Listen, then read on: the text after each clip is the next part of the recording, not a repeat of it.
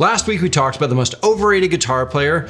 Nobody got along, everybody was fighting, so naturally we're doing it again. This time I asked you for your most underrated guitar players. Here's what you said, and here's my response. A lot of you feel that Rory Gallagher is underrated, and I gotta say, he might be atop my list of most tragically underrated guitarists. And if you don't know, Rory was an Irish blues phenom whose career peak was probably in the 70s, and while he maintained a respectable career, he never reached that A tier of guitarist superstardom. And when you listen to him, it's the full package. Just such an emotional and pure player, stage presence, charisma, singing, it's all there. And I guess it goes to show you that you can be deserving of the greatest successes in the world, but sometimes it just doesn't quite happen. And Rory definitely gets accolades in the guitar community. Many great guitar players cite him as an influence, but he's never really mentioned amongst the greats. And I think part of that is just it's simple timing. He reaches the successes he does because he comes up in the 70s when this style of music, this style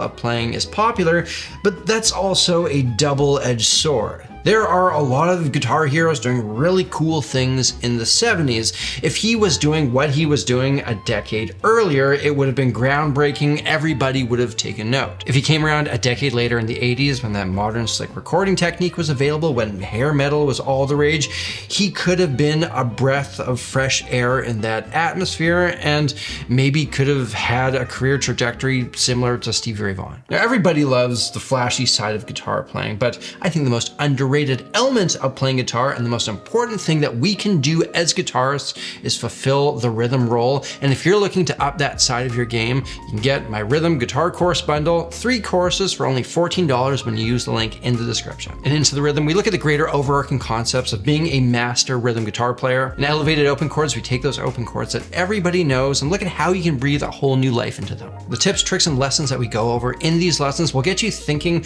about rhythm guitar in a way that the professionals do, so that when you're providing that accompanying role, you are serving the song as well as you possibly can. And then in Chord Revolution, we take chords that you can already play and look at how you can use them in ways that you never would have thought of. When you're playing guitar in just about any setting, this is the stuff that you're going to be spending most of your time on. This is the stuff that's going to take you to that next level. So you pick up these 3 courses for only $14 using the link in the description. The sale won't last long. Anyways, let's get back to it. All right, so this next one's actually a comment that was left on last week's video, and he said, "It kills me how Hendrix gets all the accolades when it was Buddy Guy that Hendrix was worshiping and getting his style from. Buddy Guy is the actual greatest of all time." So there's a couple points that I want to hit on here. First of all, Buddy Guy is truly underrated. He's been doing it ever since the 50s and is still doing it to this day. He's one of the guys that had a huge influence on that generation of guitar heroes from the 60s and the 70s. You probably don't get a Hendrix without a Buddy Guy. Buddy's style was faster, harder, more rockin' than a lot of his contemporaries, and he laid the groundwork for what the guitar would eventually become. I personally don't think he tops Hendrix, but he is an incredibly important player in this whole lineage here. Now, I think one of the biggest things about how we remember and rate guitar players is not just specifically the guitar playing, but even more so the songs that they ended up playing on. Like, there's an insanely talented, groundbreaking guitar player who plays this incredibly perfect guitar solo. Well, if it's on a song that nobody hears and nobody cares about, then nobody really talks about that guy besides guitar players. And so a lot of these famous guitar players that are held in such high regards, Angus Young, Brian May, Jimmy Page, Slash, they all played on songs that had massive cultural impact. And as much as I love Buddy Guy's music, I don't think there's any songs that he wrote, played on, or recorded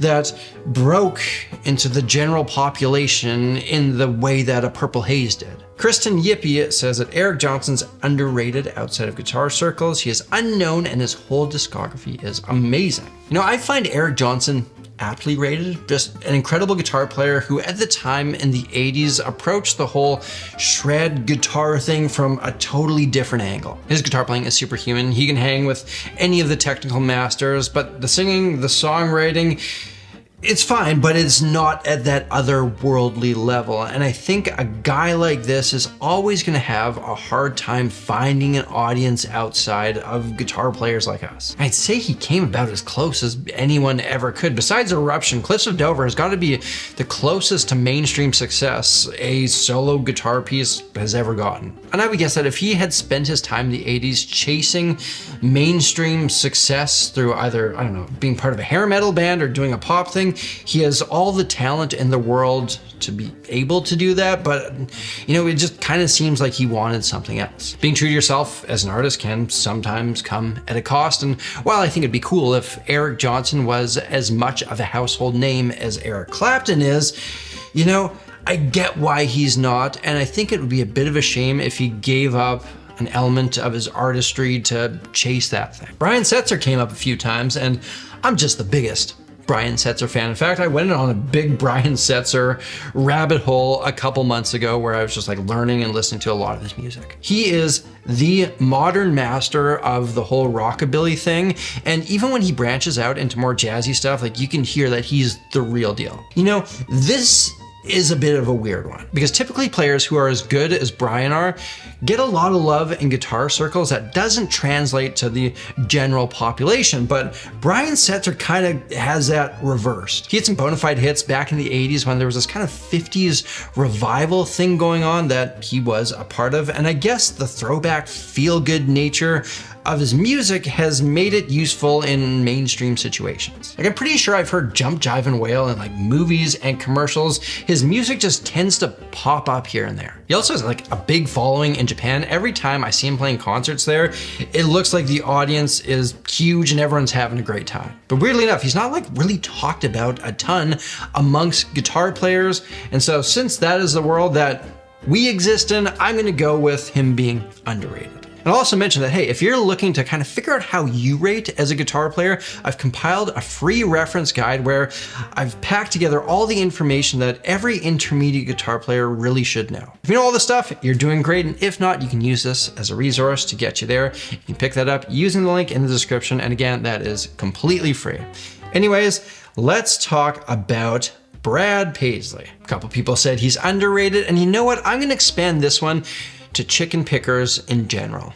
Brent Mason, Vince Gill, Brad Paisley, and the like, I would say are tragically underrated as guitar players. I love this style of guitar playing. It's one of my favorite styles to play. I've been spending a lot of time with it lately. Love learning it, love listening to it, love me some chicken picking. And it's actually held on to mainstream relevance much longer than just about any other style of virtuosic guitar playing. If you want to hear a guitar solo in a mainstream song, the last place that kind of exists is mainstream country music. But here's the thing.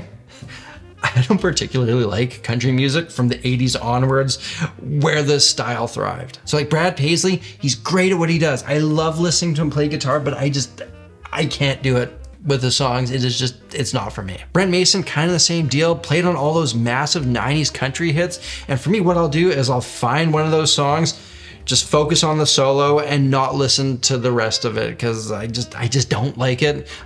Vince Gill, well, I actually like all of what Vince Gill does. He's kind of an anomaly in this. Vince Gill's the man, but the other stuff, it's like, I like the guitar playing, don't like everything else around it. And so I think this is the problem that a lot of these guys face when it comes to guitar players.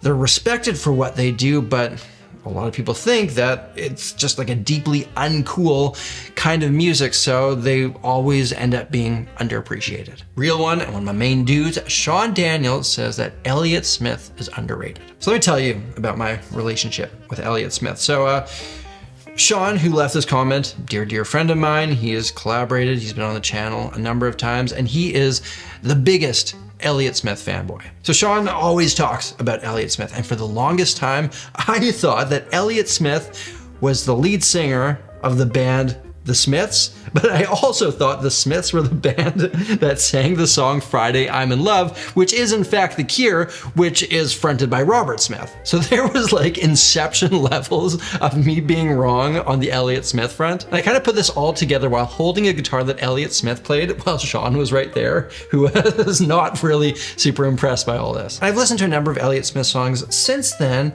and I will say that I can hear that there's something special there. I know a lot of people think that, but I haven't figured out the magic just yet. Maybe the funny thing about all of this is I actually also went and checked out more of the Cure stuff, and you know, I actually really quite like them. All right, next we got Angus Young. Oh, don't make me do it.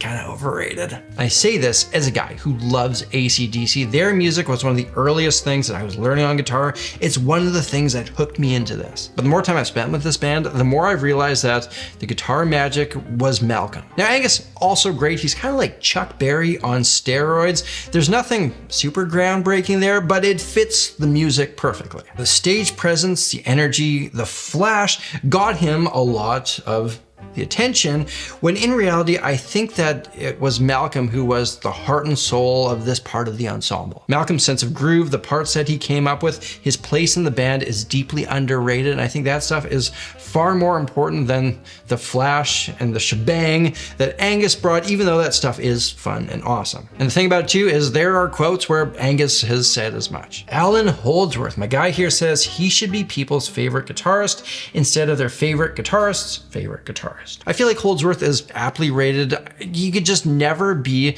an accessible guitar player to the masses without a deep overhaul of how our society appreciates and consumes music. And I saw him at a small venue in Toronto a number of years back, and it was jaw-dropping. Like, he is otherworldly, the highest sense of sophistication in his harmony. It was an absolute sight to behold. But even back then, as a guitar player at school for music, actively trying to expand my musical horizons, I had a tough time taking in his music. And it kind of reminds me of John Coltrane. They both just kind of hit you with these sheets of sound, and I can see the talent there. I can acknowledge that it is some of the highest level of musicianship. I can see how people get swept up in this, but I just can't get there myself. If I'm listening to instrumental jazz guitar, I need a deep sense of the blues tied in there, and I'll gravitate towards guys like Osnoy or John Scofield. Holdsworth, I acknowledge he's incredible, but it's not for me. This fellow says that Wes Borland gets a bad rep from Limp Bizkit, but he has some awesome riffs. I love this answer. This is a great answer. I'm 100% with you. Wes Borland did some really, really cool things. I've run the full gamut on Limp Bizkit. Back when I was like 13, I thought they were the coolest thing in the world. By 16, wasn't a huge fan, and then just kind of forgot about them for a number of years, and then checked them out a couple years ago, and I was like, whoa, there's actually some really interesting stuff happening on the guitar side of things here. Wes had some super creative riffs going on that kind of just flew on the radar for us guitar players. Like, listen to this here.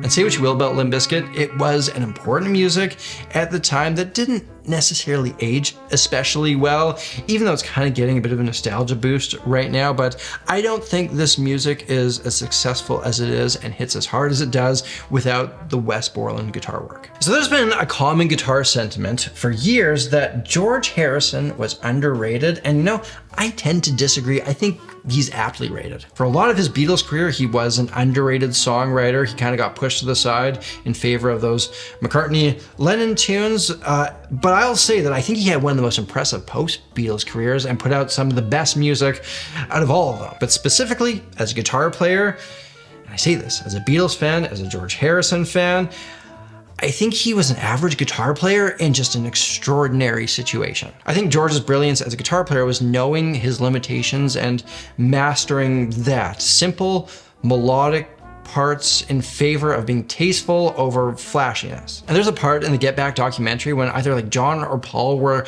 asking George to do something, and George is just like, I can't do that. If you want that done, we gotta get Eric Clapton in or something. Us guitar players have a tendency to overplay, to let our fingers just get carried away, but George Harrison, whether it was because he wasn't able to do that or because he had the restraint not to, like, he just didn't do that. Every note he played counted. Every note he played fit the song perfectly. I think there's such a valuable lesson there.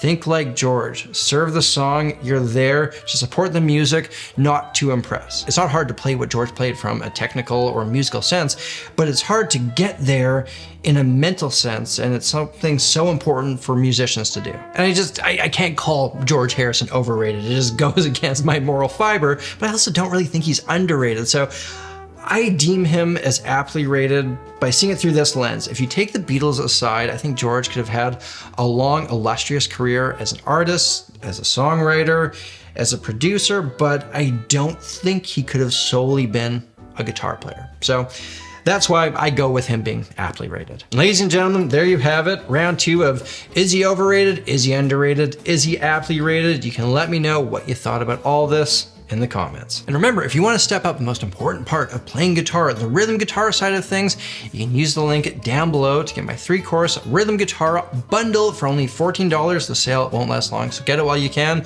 Down there, I also have a link to my free ebook. Pick that up too. And hey, if you're not a guitar player or you just want to find a different way to support the show, you can get a shirt like this one, as well as many others in a bunch of different sizes, styles, and colors over at shopsamuraiguitarist.com. Thank you all for watching. Until next time, look after yourselves, look after each other, look after the planet. I'm Samurai Guitarist, and I'll see you again soon.